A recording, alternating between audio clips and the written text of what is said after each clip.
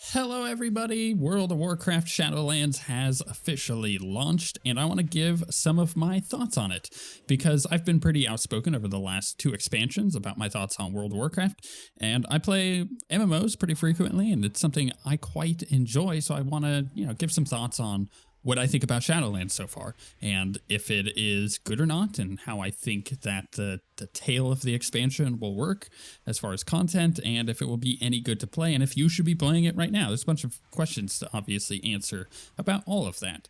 So with Legion, when it launched, I was pretty certain at the time, and I still am now, that it was one of the best, if not the best, expansion to have launched. Now, it obviously had a bunch of issues. When the expansion first launched, acquiring legendaries was kind of brutal, and it was, it had some interesting issues as far as your artifacts, and playing alts and stuff was pretty bad, or playing even alternate specs wasn't the greatest either. So yeah, it had a bunch of issues, but it was still really good, and the content was 10 out of 10. Like, there was some awesome stuff to do in Legion itself, which is why I say it's one of the best, if not the best, expansion. Then Battle for Azeroth came around, and that was a garbage truck on fire. It wasn't great. Like, raid-wise, the raid fights were really cool, and Battle for Dazara Lore was awesome. Even the final raid was really good, but overall, the expansion was not great. Island expeditions, which were supposed to be quite cool, ended up not being good at all, because it was really just farming for Azerite power. And at the end of the day, the content surrounding it wasn't great, because the systems surrounding all of that were inherently flawed. And there were some nuggets of like really good promise, like horrific visions in that final patch were so good. They were a lot of fun to do, and they showed the potential for good content that could be for both solo players and for groups, and allowing yourself to kind of start slow and push forward and go further and further into that kind of content was a lot of fun. But now we're at Shadowlands, and it's like, well, how does Shadowlands measure up to all of that? Because at the end of the day, they should learn from their mistakes. It's been 2 expansions now with Legion and Battle for Azeroth that there have been some pretty nasty mistakes made, as I've mentioned, with like the legendaries in Legion, or with some of the systems in Battle for Azeroth. So it's like, okay, well, has Shadowlands learned those lessons, and is it any good? Well, I'm here to say that I believe Shadowlands is the best expansion now by a country mile. It is extremely good. And that is because it has significantly improved systems and extremely good content. So let's dive into what I mean by all of that. First off, the content. So I have leveled a character all the way up now. I'm in the background. You see me do some mythic dungeons, which we're just now starting. It's like Wednesday.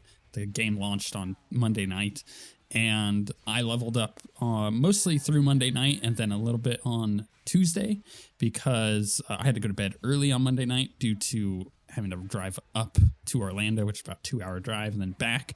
So I needed to have some sleep. But then I got home on Tuesday, and I just finished going from 58 to 60, so it didn't take me that long. And that leveling content is so good, actually. I enjoyed the heck out of it. The quests are really fun, but most importantly, the zones and the stories there are super engaging, and they're one of those things that if you go and do that content, you're not going to get sick and tired of it like halfway through. You're going to be like, okay, this is cool. Everything kind of has a different pace to it for each of the 4 zones that you go into.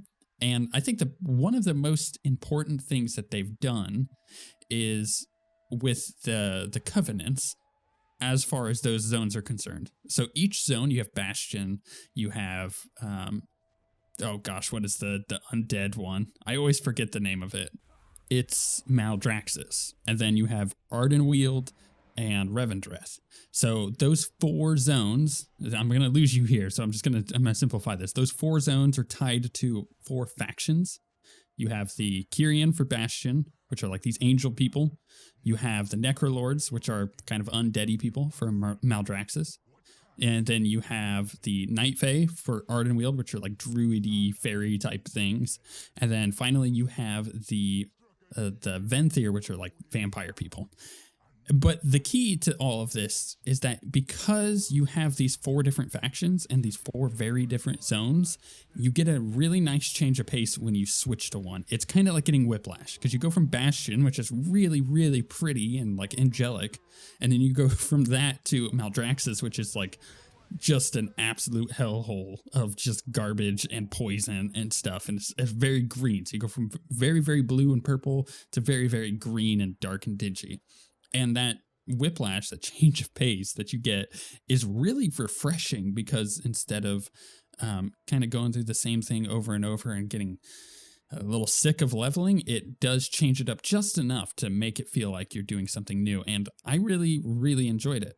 But the key is that all of these factions, these 4 covenants, they give your character a different ability or different 2 abilities. Depending on 1, your class, you get a specific class ability, and then 2, you get just like a covenant ability from them. But you only get those once you choose a covenant at max level. But the really nice thing that they've done is that while leveling through the 4 zones, because you have to do them in a certain order, this isn't like Legion where you could pick a zone and then level through it. You just go through from Bastion to Maldraxxus to Ardenweald to the Revendreth. And when you do that, when you enter those zones and you're starting to get to know those covenants, you get like this Netflix free trial version of the abilities as you go through it. And they pace it really well, where just like shortly into the zone, you gain one of the abilities, and then shortly, thereafter, well, I would say about halfway through the zone, you get the second ability. And it's really nice because you know then what you're getting into and what these abilities do. And when you hit 60, you can then make a pretty reasonable choice of which one you're going to go with, because you're locked into it. But you can change. It just takes a while to do. So if you're like, wow, I made the wrong choice here, you can change it. There's also a bunch of concerns about statistical stuff or whether or not you're making the mathematically correct decision on things balance-wise, because these abilities vary quite a lot. And if you're playing a DPS and one does way more DPS than the others, you're going to feel like you made the wrong choice. That's a different discussion for further into this video. But overall, the leveling experience, because you're getting these like free trials on these abilities, which make it feel like you're actually working with these covenants and you're getting these very different kinds of zones, I felt like the leveling was excellent and was equal to or a little greater than the Legion leveling, which I really liked. Although I hated High Mountain.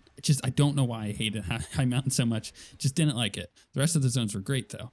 So when you compare it to what I think is the greatest expansion, I think it excels and does even better. And then story-wise, the cinematics team has done a really good job of presenting these factions in a really cool light and telling you the story of these zones in a really cool way. So that also helps to push you forward while you're leveling as well. So leveling-wise, content-wise, for that stuff, I think it's excellent. So then let's talk a little bit about the systems that surround that, because they've kind of done the same thing that they did in Battle for Azeroth. They created a complex system that ties into everything else. So for Battle for Azeroth, it was the Heart of Azeroth and the Azerite traits and everything like that, which ended up not working out the way they wanted it to. But with the Shadowlands expansion, you're getting the Covenants and everything that entails, which is actually quite a lot. So on top of having your Covenant where you get 2 abilities, one of them is a class ability, one of them is a Covenant-specific ability. So, for example, as a Demon Hunter, I went Venthyr. I went with the vampire people because I was leveling through Revendreth, and I felt like I was in Halloween Town from Nightmare Before Christmas, and I loved it. It was right up my alley. I know it's not for everybody, but for me, I loved it. So I went Venthyr. Plus, I like their abilities. So the Demon Hunter ability is called Sinful Brand, which puts a crazy dot on a target and decreases their attack attack speed and cast speed. And on top of that, if you enter Metamorphosis, so if you use Metamorphosis, it puts it on all targets around you, which is crazy good. It's really nice. It's a cool little themed ability for Demon Hunter specifically. But then on top of that, the other ability that the vampire people give you, just as an example, is the like Door of Shadows, I think is what it's called, where basically you're teleporting like Reaper from Overwatch. It takes a second to channel, but you go up to 35 yards away and it's a targeted thing. So you can like target up to places or down to places, and it's really, really cool. So you have these two cool Covenant abilities that is part of this Covenant system. However, on top of that, you have a bunch of other systems working in tandem with that. So there's a lot to go wrong, and thankfully it does not. So outside of the abilities, the next thing that the Covenants really rely on system-wise is a thing called soulbinds and conduits, which is, I'm not going to go into it because I'm going to lose you so quickly if I try to explain this, but essentially it is a miniature talent tree where you pick a path and you go down it, and on this soulbind path, you're gaining bonuses to, you're gaining like passive bonuses and whatnot to your character. And you can choose one of these 3 soulbinds, which is essentially a character that you're unlocking from your Covenant, which gives you this, talent tree that you're choosing. And you can switch between those 3 when you go back to your Covenant at any point, which is nice. It gives you an option to be like, I don't like these soulbinds that I'm doing, so I'm going to change it to a different one, basically a different talent tree.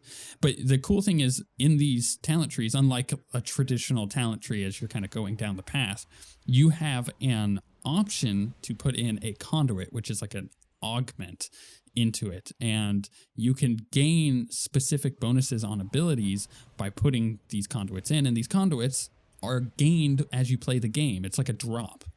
It's an item that you go back to your Covenant and you put it in the soulbind thing, and what it essentially does is adds it to a collection, and as you gain higher ranks of those conduits, it'll just upgrade the ones that are already in there. So there's like a base amount of conduits.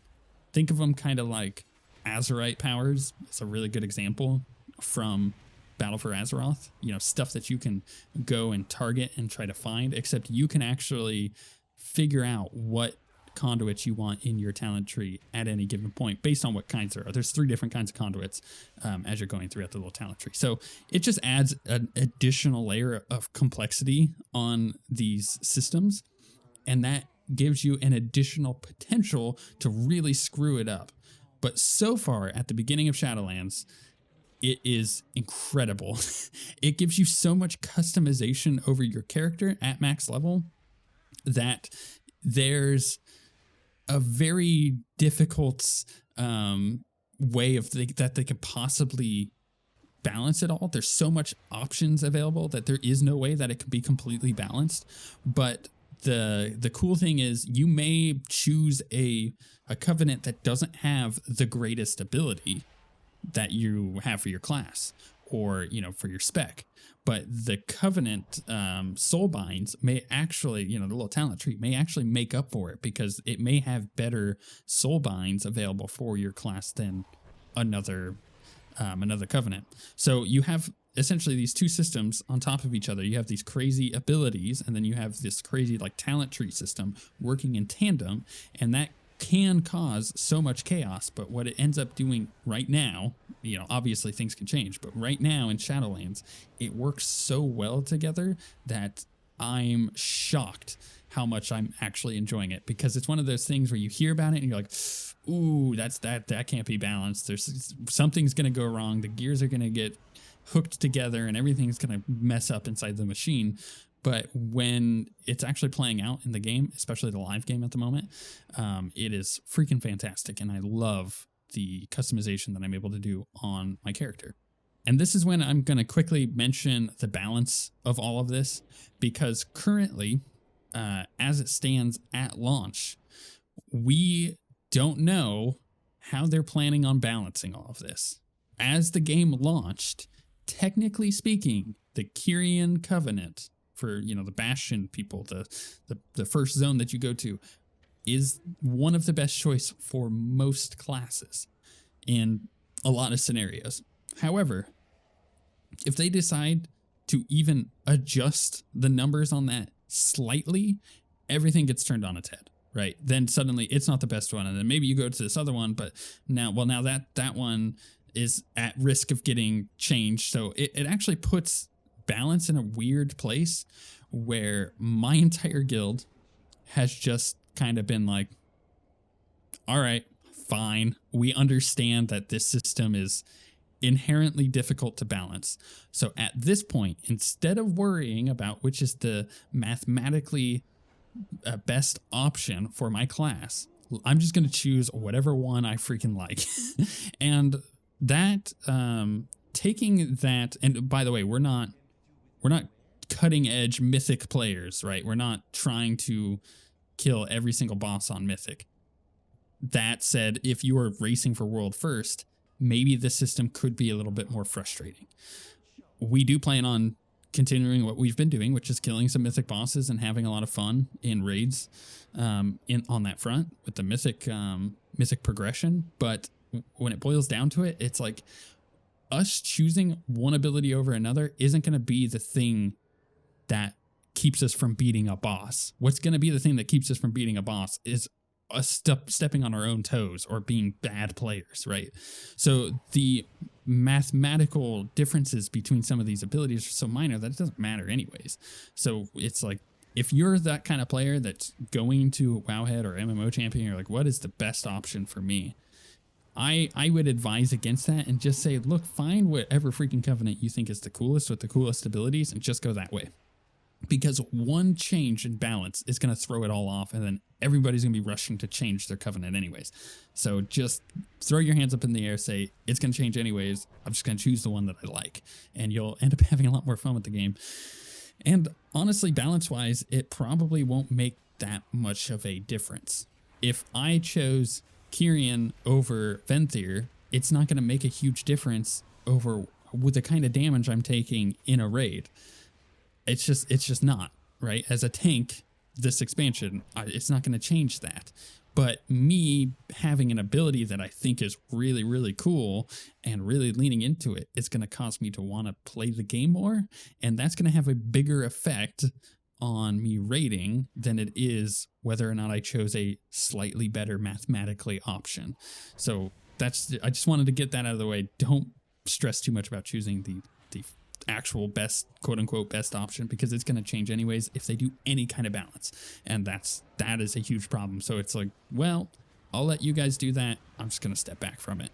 And once I've taken that kind of stress off of my shoulders, I'll tell you what, I freaking love this system. I do like the aesthetics and the thematics of the Legion artifact system more.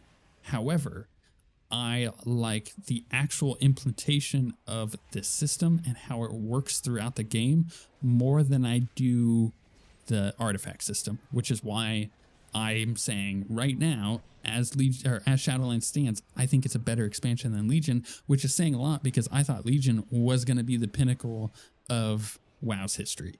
So moving on, there's a lot of other things to talk about, right? I could talk about dungeons. I could talk about raids, although obviously those aren't out yet. The raids aren't out yet, so I can't necessarily go into super detail. I know a little bit about them. I didn't do any beta testing, so I didn't spoil any of this for myself. So technically you're getting a interesting perspective, right? Like you can go look up any WoW YouTuber or streamer and get a perspective that is kind of skewed because they've had all of this time on the beta.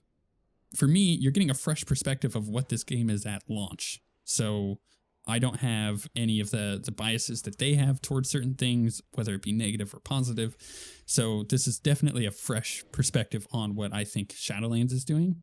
But dungeon-wise, it's fine. So far, I've done 3 of the dungeons, and I've done them all on Mythic.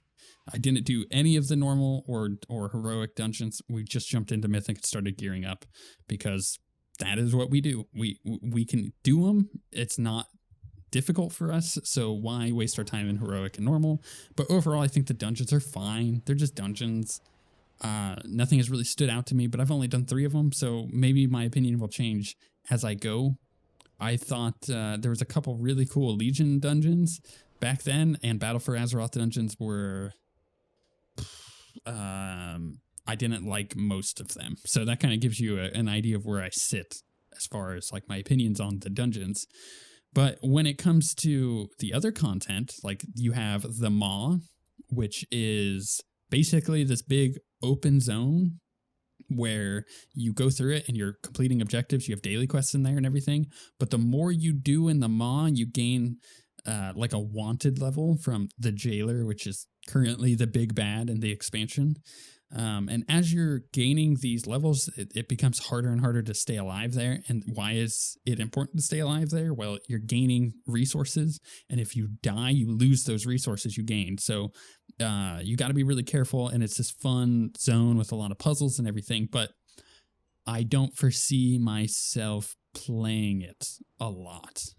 I'm going to be there. I'm going to be doing the content for as much as I do it, but I'm not attached to it at all. I don't feel any desire to want to do more of it. It's just kind of a cool thing. However, the content I do want to do more of is Torghast. I may end up doing a whole video on Torghast because of how much I love it. And I actually think, and this is not me trying to be overly dramatic or draw any kind of emotion here, but I think that it is the best thing they've ever added to World of Warcraft. Torghast is phenomenal, and it is so well implemented that if I could just keep playing Torghast, which actually you can, over and over and over, and continue to do my in-game goals just by doing Torghast, I totally would. So essentially, it is a giant tower with many layers to it, and think of it like a roguelike, like Hades. Actually, Hades is probably one of the best examples that you can pick, but pick any other roguelike. Pick Undermine, for example. That's another good one that would work really well for this example because of the way that it plays. But you go through this giant tower, layer by layer, room by room, sounding kind of familiar if you're playing Hades, for example. And as you go, you're gaining augments, which are kind of like Hades boons, to your abilities. And it can range from anything as like a stat increase to giving you a talent in a talent tree. And if you already have that talent, you get to pick a different one from that talent, like tier. And then you can also gain just like huge buffs to the abilities you already have. Here's an example. Playing as a Vengeance Demon Hunter, the tank Demon Hunter, there was one where any damage that I did, it would increase the duration of Immolation Aura. So basically I would hit Immolation Aura, it's doing damage to everything around me, it's generating a bunch of threat on stuff, and anytime I would deal damage, it would refresh the duration of that buff on me. So I didn't have to keep casting it, and I was constantly getting the effects from that. Well, you can also get another augment that makes it so the damage of Immolation Aura is increased by 100%. And you can keep getting these things. So you could go from 100 to 200 and 200 to 300, 300 to 400. And it just goes and ramps out of control. And anytime you get one of these, or most of the times, sometimes you don't have a choice, but most of the time you get one of them, you have a choice of what ability you're augmenting. It'll pop up like 1 or 2 or 3 or 4 or 5 different choices on your screen, and you're getting to pick through them. And it is just like playing Hades. And it's incredible how well it fits into World of Warcraft. You can do Torghast completely solo or with a group. And if you're doing it with a group, everybody else in the group is getting these things where they're able to augment their abilities. Here's another good example. Like there was one where going into Metamorphosis as a Vengeance Demon Hunter would increase my size, it would increase my movement speed, it would increase my melee range, so I could just like smack things from super far away, it would increase my attack speed, or anytime I would cast Fell Devastation, which is like an I-beam, a Havoc Demon Hunter would show up and also cast I-beam. It was like really cool, and a lot of these augments that you're getting are able to play off of each other. Heck, there's even one specific for your condo or your covenant abilities that you're getting. So for example, my my door ability where I'm able to teleport, there was an augment on it that any enemy that I teleported through, so if I, put it on the other side of them and teleported, they would gain a debuff that caused them to take 30% more damage.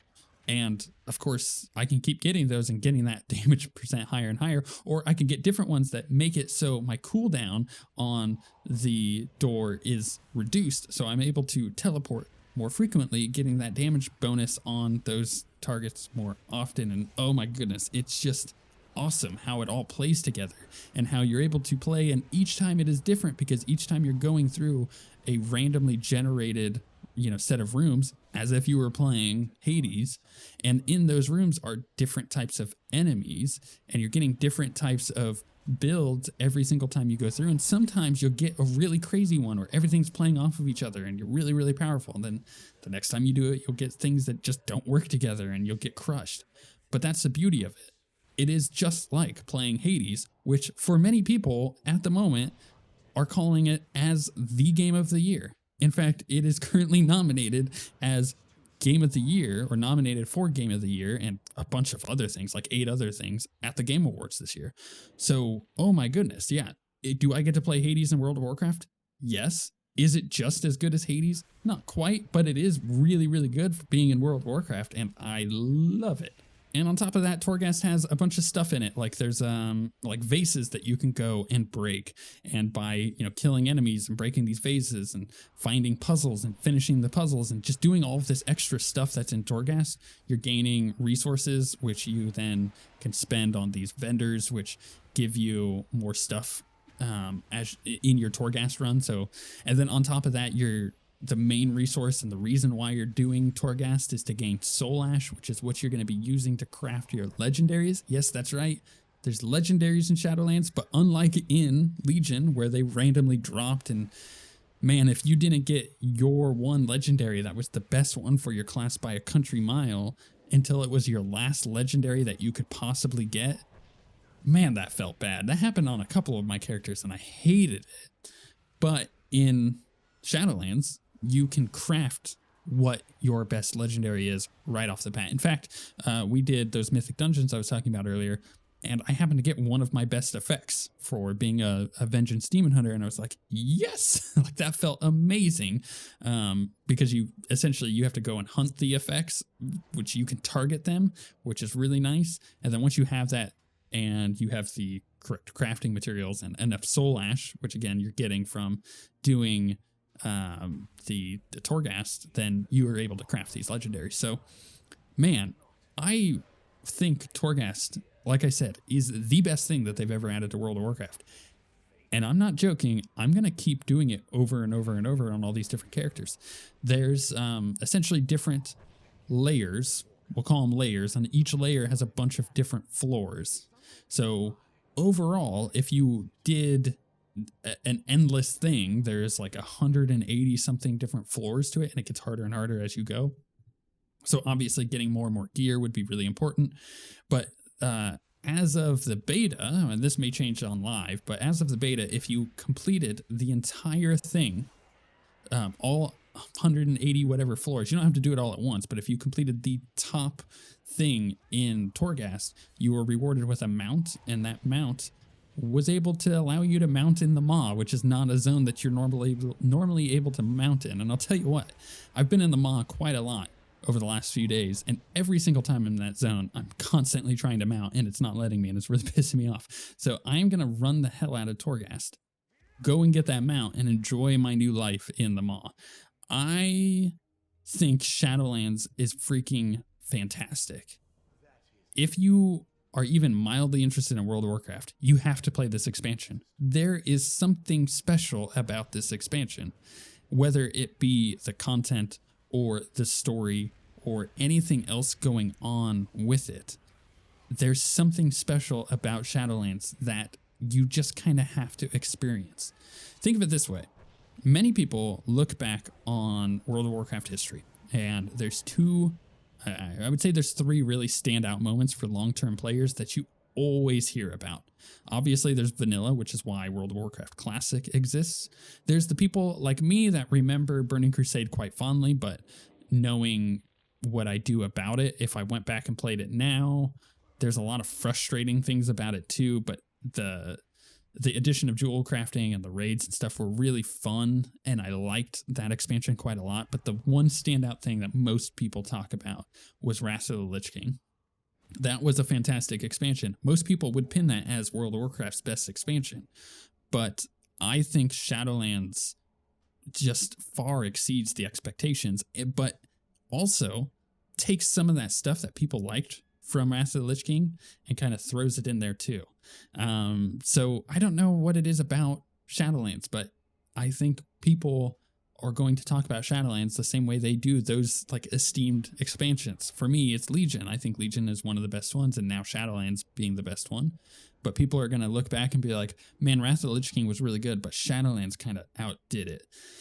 So that's where we're at as far as World of Warcraft content is concerned, is at a very promising point. They could throw it all away. Things can go completely out the window, but at this point in time, I think it is the best expansion, and I am loving the hell out of it. And I'm going to go do more Torghast.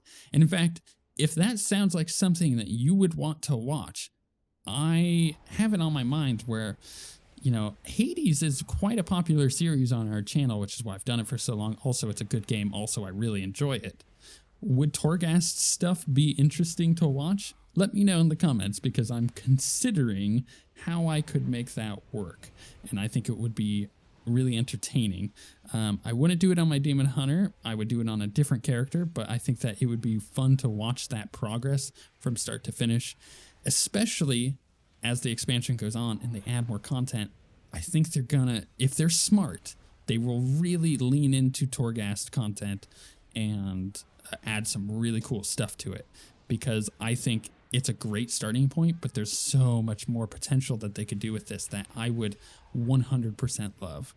With all that being said, let me know what you guys think about that as a series. Let me know what you guys think about Shadowlands, because I'm enjoying it, but I could see why some people don't. And I would love to hear those kind of comments, and I would really love to hear your thoughts on just the expansion as a whole, or even the Covenants, how that's working. What did you choose? I chose the Vampire people because I really like it. Maybe I'm an edgelord and I play a Demon Hunter. And yeah, you can make a lot of comments on that. I wouldn't deny it. But with all of that being said, thank you guys so much for watching, and we shall see you guys next time.